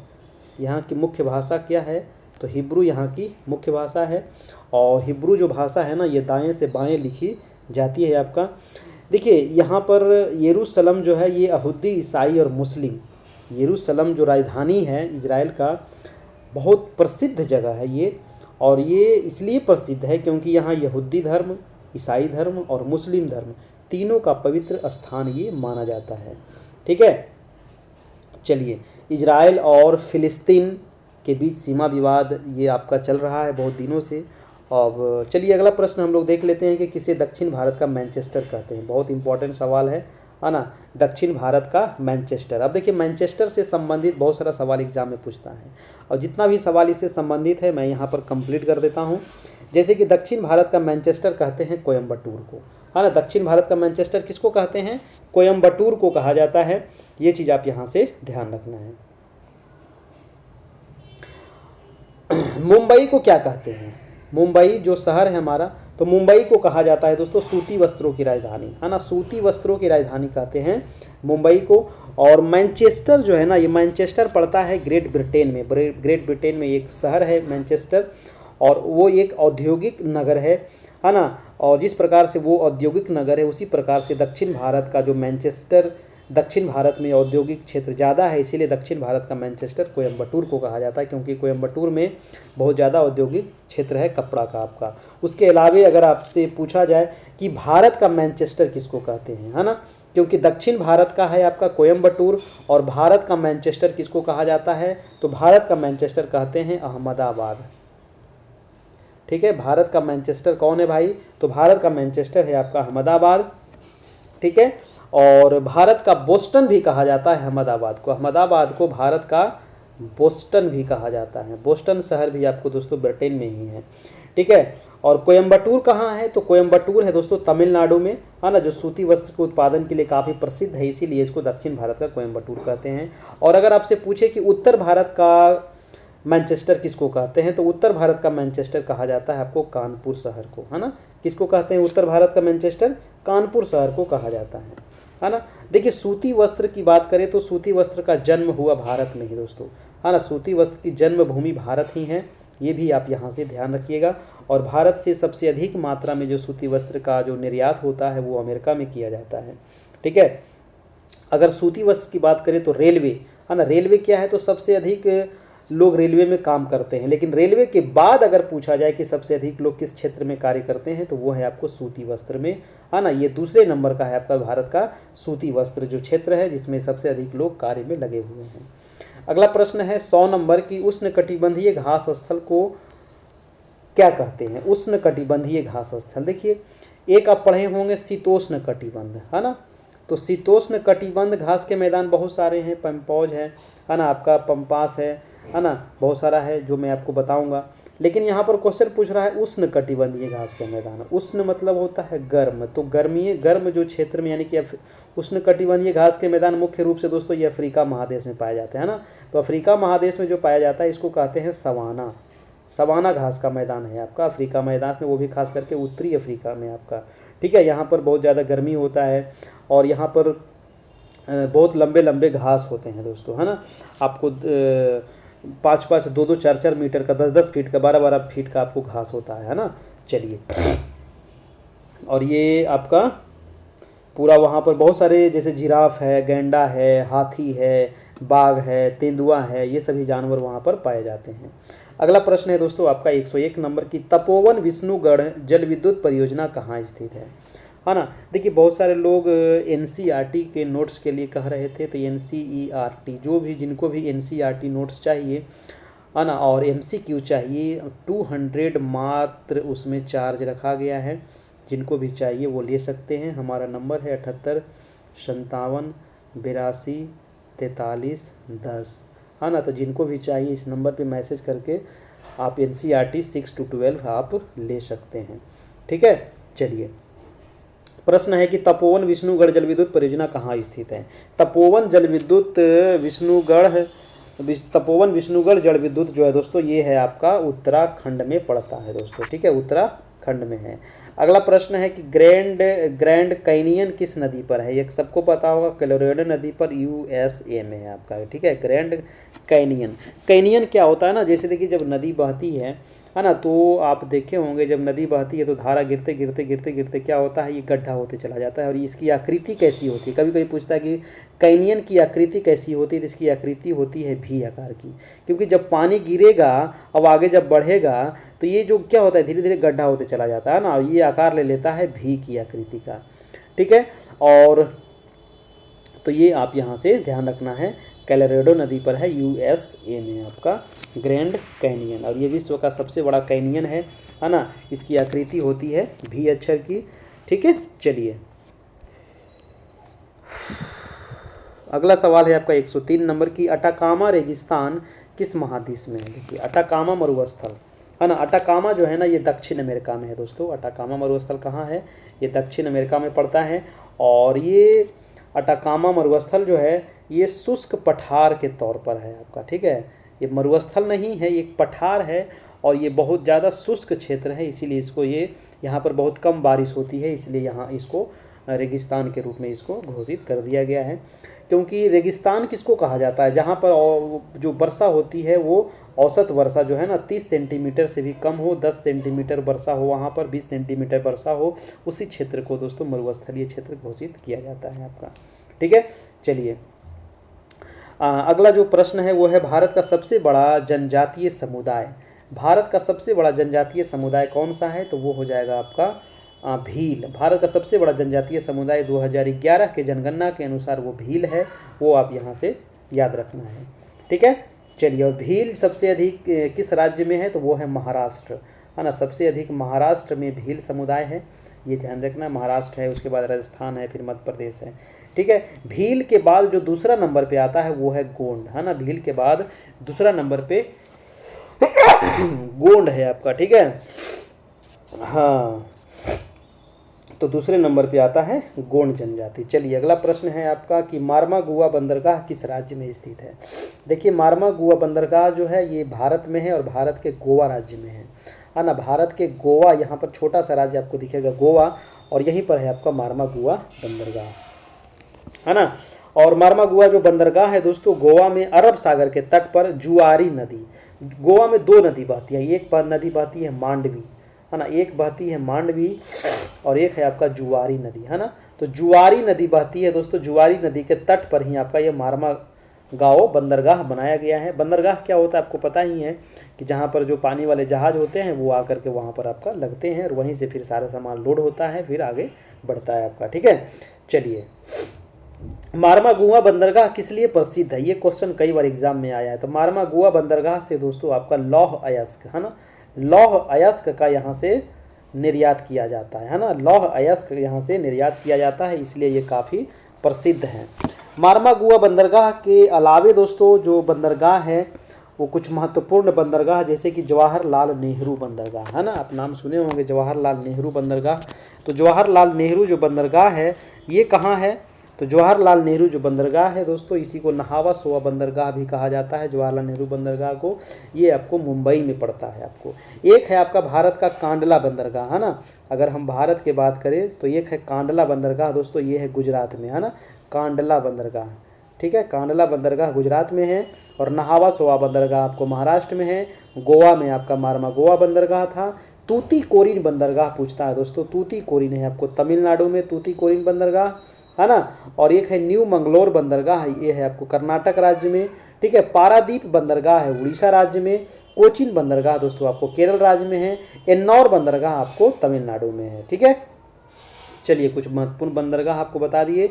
अगला सवाल है आपका 106 नंबर, और जिनको भी खान सर का नोट्स चाहिए वो भी आप ले सकते हैं, मात्र 100 रुपीज़ आपका चार्ज है सभी सब्जेक्ट का, है ना। History, geography, polity, economics, arts, science, है ना, सारा चीज़ है उसमें, सब साइंस का भी है, आर्ट्स का भी है, ठीक है। चलिए, कौन सा मरुस्थल उत्तरी गोलार्ध में स्थित नहीं है? हमारा नंबर आपको पता ही है, नंबर आपको दिया गया है, ये नंबर आप यहाँ से देख सकते हैं, 7857824310 हमारा नंबर है।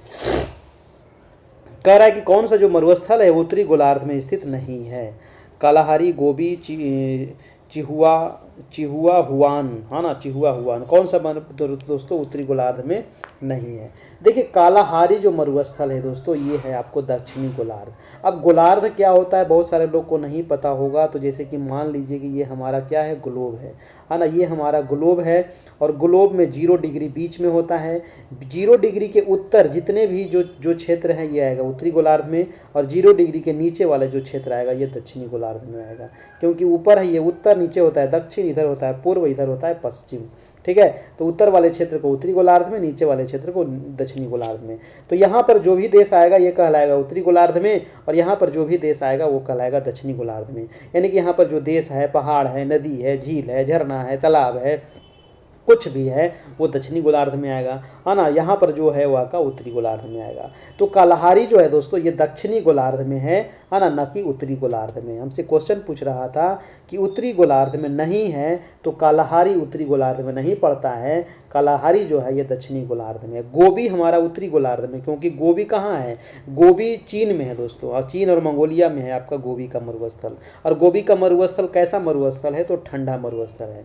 चिहुआ हुआन बंदरगाह, सॉरी बंदरगाह नहीं, ये मरुस्थल चिहुआ हुआन जो मरुस्थल है, ये इसके बारे में आपको बता दूं कि ये मरुस्थल आपको उत्तरी अमेरिका और मैक्सिको के बीच में आपको ये पड़ता है, आपका चिहुआ हुआन, है ना। अगला प्रश्न चलते हैं, आपका प्रश्न नंबर है 107 नंबर। 107 नंबर प्रश्न यहाँ पर मिलान करना है। एक साइड दे दिया गया है जैवमंडल स्थल और एक साइड दिया गया है स्थापना वर्ष। जैसे कि नीलगिरी जो जैवमंडल है इसका स्थापना हुआ था आपका 1986 में, तो ये मैच हो जाएगा 4 नंबर। अगला है नंदा देवी, तो इसका स्थापना हुआ था 1988 में।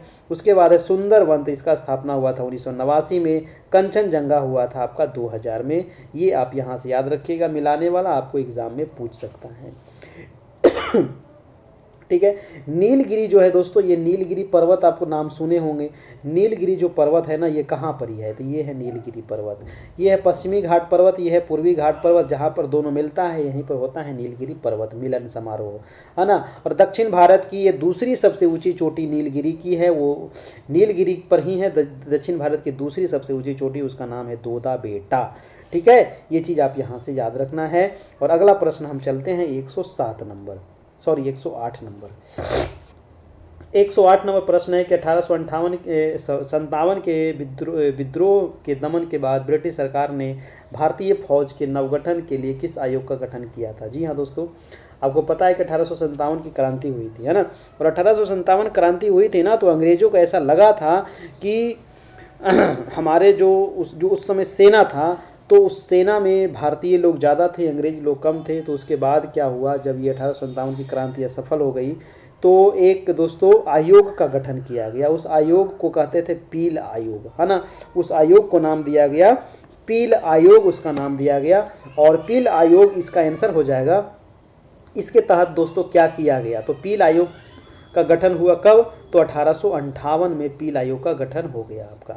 1858 में जब पील आयोग का गठन हुआ, तो इसमें दोस्तों जाति और धर्म के आधार पर रेजिमेंट का गठन इसमें कर दिया गया था। सेना में अवध और अन्य क्षेत्र के उच्च जाति के लोगों में से सैनिकों की भर्ती लगभग इसमें प्रतिबंध कर दिया गया था। और अंग्रेजों और जो भारतीय लोग थे, इसका जो अनुपात था उसको घटा करके 2:1, यानी कि 2 गो अंग्रेज का भर्ती होगा तो एगो आपको इंडियन का भर्ती होगा सेना में। इस अनुपात में आपको कर दिया गया था पील आयोग के तहत। और क्या किया गया था कि उच्च सैनिक जो पद होते हैं, है ना, सैनिक में भी बहुत सारा ऊंचा ऊंचा पद होता है, तो उच्च पद भारतीयों को नहीं दिया जा रहा था, है ना। इसमें सिर्फ अंग्रेज लोग को उच्च पद दिया जाता था पील आयोग के तहत। और क्या हुआ था इसमें कि जो तोप खाना होता है उस पर जो नियंत्रण होता है वो भी अंग्रेजी सैनिक को दे दिया गया था, है ना, पील आयोग के तहत दोस्तों दे दिया गया था। तो ये सारे कार्य आपको उसमें हुआ था आपका। चलिए अगला प्रश्न है कि ग्रेट सैंडी मरुस्थल कहाँ स्थित है। देखिए ग्रेट सैंडी नाम है, ग्रेट नाम का आपको जहाँ भी मरुस्थल मिले तो आपको मारना है ऑस्ट्रेलिया, है ना। कहाँ मारना है? ऑस्ट्रेलिया। चल जाइए, ग्रेट विक्टोरिया, ग्रेट सैंडी, सब ऑस्ट्रेलिया में, सब ग्रेट है वहाँ पर, है ना, क्योंकि क्रिकेटर ज़बरदस्त है वहाँ पर, ठीक है, सब महान है। चलिए तो इसका आंसर हो जाएगा आपका ऑस्ट्रेलिया। ग्रेट सैंडी मरुस्थल कहाँ पड़ता है? तो ऑस्ट्रेलिया में पड़ता है। ये चीज़ आप यहाँ से ध्यान रखना है। और ये ऑस्ट्रेलिया का दूसरा सबसे बड़ा मरुस्थल है ग्रेट सैंडी मरुस्थल। अगर बात करें ऑस्ट्रेलिया का सबसे बड़ा मरुस्थल कौन सा है, दूसरा तो हो गया ग्रेट सैंडी, तो पहला सबसे बड़ा मरुस्थल जो हो जाए ग्रेट विक्टोरिया है ना। ग्रेट विक्टोरिया जो है ये ऑस्ट्रेलिया का सबसे बड़ा मरुस्थल है। पूरा ऑस्ट्रेलिया दोस्तों मरुस्थल है। अगर ऑस्ट्रेलिया महादेश की हम बात करें तो इस प्रकार से कुछ आपका आकृति ऑस्ट्रेलिया महादेश का, है ना, इस प्रकार से है। तो इसमें जो ये वाला जो भाग है ना, पूरा क्या है, पूरा लगभग ये क्या है आपका रेगिस्तान है। जो जनसंख्या इसका है वो बस इधर पूर्वी तटीय भाग में आपको इसका जनसंख्या है आपका, ठीक है। एशिया का अगर सबसे बड़ा मरुस्थल की बात करें तो गोबी का मरुस्थल, एशिया का सबसे बड़ा मरुस्थल कौन सा है? गोबी का है। विश्व का सबसे बड़ा मरुस्थल जो है वो है सहारा मरुस्थल, ये आप यहाँ से याद रखिएगा, ठीक है। और अगर आप पूछे कि विश्व का सबसे गर्म मरुस्थल कौन सा है, विश्व का सबसे गर्म मरुस्थल जो है वो है कालाहारी। विश्व का सबसे गर्म मरुस्थल है कालाहारी मरुस्थल, ठीक है। कालाहारी जो है सबसे गर्म है। लेकिन अगर आपसे पूछे कि विश्व का सबसे शुष्क मरुस्थल, गर्म और शुष्क में अंतर है। अगर गर्म कहे तो कालाहारी और शुष्क कहे, सबसे शुष्क मरुस्थल कहे दोस्तों, तो वो हो जाएगा अटाकामा, है ना। अटाकामा मरुस्थल सबसे शुष्क मरुस्थल है, ठीक है। और एशिया का सबसे बड़ा गोबी हो जाएगा आपका। चलिए अगला प्रश्न है आपका, भारत का सबसे पश्चिमी बिंदु गौरमोता गुजरात कितने डिग्री देशांतर पर स्थित है? देखिए अगर भारत की हम बात करें दोस्तों, चलिए तो भारत का मानचित्र बना करके थोड़ा सा मैं आप लोग को बता दूं। ये मान लेते हैं भारत का मानचित्र है, तो भारत का मानचित्र है, पश्चिमी बिंदु हमसे पूछ रहा था गौरमोता। भारत का जो पश्चिमी बिंदु है गौरमोता, इसका मान है 68 डिग्री 7 मिनट, 68 डिग्री 7 मिनट से लेकर के 97 डिग्री 25 मिनट। ये आपका भारत का देशांतरीय विस्तार है, और ये देशांतरीय विस्तार हो गया 2933 किलोमीटर इसकी लंबाई है। इधर हो गया पूर्व, इधर हो गया पश्चिम, ऊपर में हो गया नॉर्थ, नीचे हो गया आपका साउथ। उत्तर से दक्षिण लंबाई कितनी है? 2933 किलोमीटर उत्तर से दक्षिण लंबाई हो गया। पूर्व से पश्चिम 2933 किलोमीटर है आपका, ठीक है। उत्तर से दक्षिण 3014 है ना, उत्तर से दक्षिण 3214 किलोमीटर है, और 2933 हो गया आपका पूरब से पश्चिम लंबाई हो गया, ठीक है। चलिए ये हो गया आपका। अब हम बात करते हैं कि इसका मान कितना है, तो 68 डिग्री 7 मिनट है सबसे, ये आपका 68 डिग्री 7 मिनट गौरमोता। और सबसे जो पूर्वी बिंदु है इसका मान कितना है? 97 डिग्री 25 मिनट, जो आपको पड़ता है अरुणाचल प्रदेश में, है ना। ये अरुणाचल प्रदेश में है, ये चीज़ आप यहाँ से याद रखना है, ठीक है। चलिए और भारत का जो सबसे उत्तरी बिंदु है, भारत का सबसे दक्षिणी बिंदु है, सबसे दक्षिणी बिंदु का मान कितना है? 8 डिग्री 4 मिनट से लेकर के 37 डिग्री 6 मिनट उत्तरी अक्षांश तक ये फैला हुआ है। सबसे उत्तरी बिंदु का नाम क्या है आपका? इंदिरा कॉल, और सबसे दक्षिणी बिंदु का नाम है इंदिरा पॉइंट, ठीक है ना। इंदिरा पॉइंट जो है ना ये आपको इंदिरा कॉल जो है सबसे उत्तरी बिंदु, और इंदिरा पॉइंट जो है ये आपका अंडमान निकोबार की जो सबसे दक्षिणी बिंदु है। क्योंकि भारत, अगर मुख्य भारत की बात करें तो मुख्य भारत है कन्याकुमारी सबसे दक्षिण बिंदु, लेकिन अगर संपूर्ण भारत की अगर बात करें तो संपूर्ण भारत के सबसे दक्षिण बिंदु हो जाएगा इंदिरा पॉइंट। और इंदिरा पॉइंट कहाँ है? तो इंदिरा पॉइंट है दोस्तों आपका अंडमान निकोबार में, ये है अंडमान निकोबार, और ये सबसे दक्षिणी बिंदु 6 डिग्री 4 मिनट ये आपका पड़ता है अंडमान निकोबार, भारत की संपूर्ण भारत की सबसे दक्षिणी बिंदु। और मुख्य भारत का सबसे दक्षिणी बिंदु है 8 डिग्री 4 मिनट, ठीक है। ये चीज़ आप यहाँ से समझिए, है ना। ये है कन्याकुमारी और ये है आपका इंदिरा पॉइंट। तो ये रहा आज का प्रश्न, आपको कैसा लगा आप ज़रूर बताइएगा, है ना। और ये आपका खान सर का नोट्स अगर जो लेना चाहते हैं ले सकते हैं, मात्र 100 रुपये इसमें चार्ज है। ये सभी सब्जेक्ट का आपको यहाँ पर आपको नोट्स मिल जाएगा। इसके अलावा ज्ञान बिंदु सर का भी नोट्स यहाँ पर आपको मिल जाएगा 7 विषय का। उसके अलावा NCERT का भी नोट्स अगर आपको लेना चाहते हैं तो उसका चार्ज अलग से 200 लगेगा आपको, है ना, नोट्स और MCQ दोनों है ना। उसके अलावा आप हमारे सहायक शिक्षा विकास पदाधिकारी में क्लास में जुड़ जाइए, है ना। यहाँ पर आपको सारे नोट्स वगैरह मिल जाएगा, चाहे वो आपका खान सर का हो, चाहे आपका NCERT हो, सब चीज़ आपको यहाँ पर उपलब्ध करा दिया जाएगा। मात्र अभी चार्ज है 299 रुपया, है ना। इसमें जुड़ने के लिए मात्र आपको 299 पे करना है और डेली आपकी क्लास चल रही है, डेली PDF नोट्स आपको यहाँ पर मिलते रहेगा और यहाँ पर आपको 299 चार्ज लगेगा। मात्र ये नंबर आपको दिया गया है 7857824310। इस नंबर पे आप हमें व्हाट्सएप भी कर सकते हैं, है ना। कॉल ज़्यादा लोग नहीं करना है, जब कोई ज़रूरी हो तभी, है ना। ऐसे कॉल नहीं करना है, व्हाट्सएप मैसेज कर दीजिए, मैं आपको जवाब दे दूंगा। और इसी नंबर पे आपको 299 का आपको पे करके आप हमें व्हाट्सएप कर दीजिए 7857824310, है ना। यहाँ पर आपको पे करने के बाद सारे मटेरियल आपको मिल जाएंगे यहाँ पर। उसके अलावा डेली क्लास भी मिलेगी और जो लोग सिर्फ खान सर और NCERT लेना चाहते हैं तो खान सर वाला 100 रुपये चार्ज है, NCERT का 200 चार्ज है, ठीक है। लेकिन अगर आप इसमें जुड़ते हैं तो यहाँ पर आपको सब चीज़ मिलेगा, उसके अलावा और भी चीज़ आपको मिलते रहेगा, ठीक है। तो कैसे आपको जुड़ना है ये आपको पता है ना। ये नंबर आपको दिया गया, इसी नंबर पे आपको ऑनलाइन पे करके आपको स्क्रीनशॉट हमें व्हाट्सएप कर दीजिएगा दोस्तों, ठीक है। और हमारे चैनल को सब्सक्राइब जरूर कीजिए, कैरियर परिवार, है ना, ताकि सहयोग थोड़ा सा कीजिए ताकि मैं और भी लोग इसमें जुड़ सके, तैयारी कर सके। और वीडियो अच्छा लगा हो तो एक लाइक कर दीजिएगा, चैनल पर नए हो तो सब्सक्राइब कर दीजिएगा। थैंक यू, धन्यवाद। फिर मिलते हैं हम नेक्स्ट क्लास में।